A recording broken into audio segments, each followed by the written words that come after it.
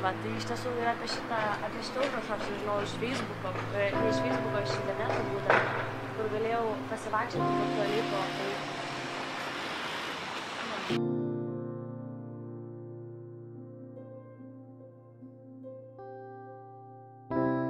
O gal atsimenat vardus arba pavardės tų žmonių, kurie pas jūs ten? Nu, sakys, bet dabar jau užmiršau tuos ir vardus ir pavardės. Gal dabar tuose, kur dar kas tas namukuose gyvena, gal ir žinau, bet jau nepamenu, nes man labai dar mažai buvo ir turbūt nenorėjau, kad tėvai kad žinotų, nes tada, reiškia, už žydų laikymą buvo sušaudymas kartą būti švarė.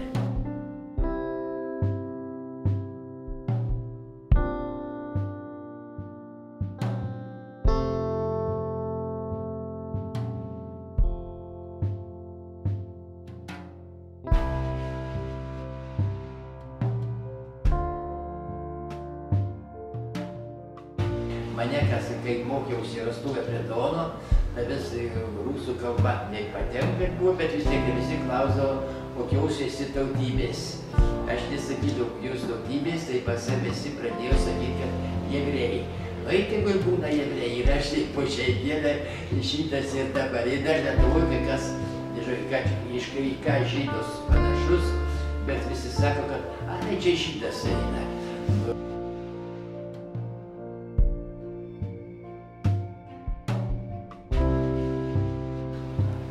O tai jeigu dabar, pavyzdžiui, į Ukmergę grįžtų vėl labai daug žydų, kaip jaustumėtės?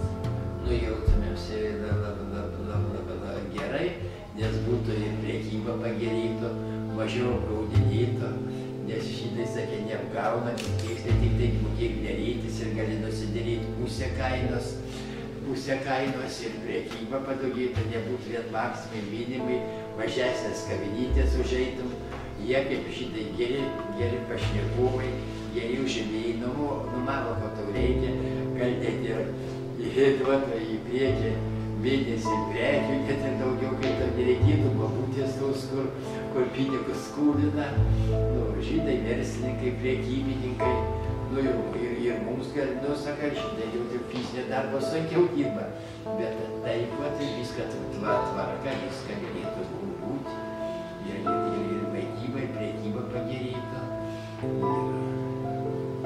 Ir jie, kaip aš čia sakė, gyvenę, buvę, taip kaip savi, nieko ypatingo nesiskirtų, tik tai pagyvintų. Tai ko labiau norėtumėt, kad atkeltų pabėgėlius iš Sirijos, ar kad žydai sugrįžtų? Man atrodo, kad pareiti į Sirijos atsikėlė ir žydai kartu paeitų ir lietuviai.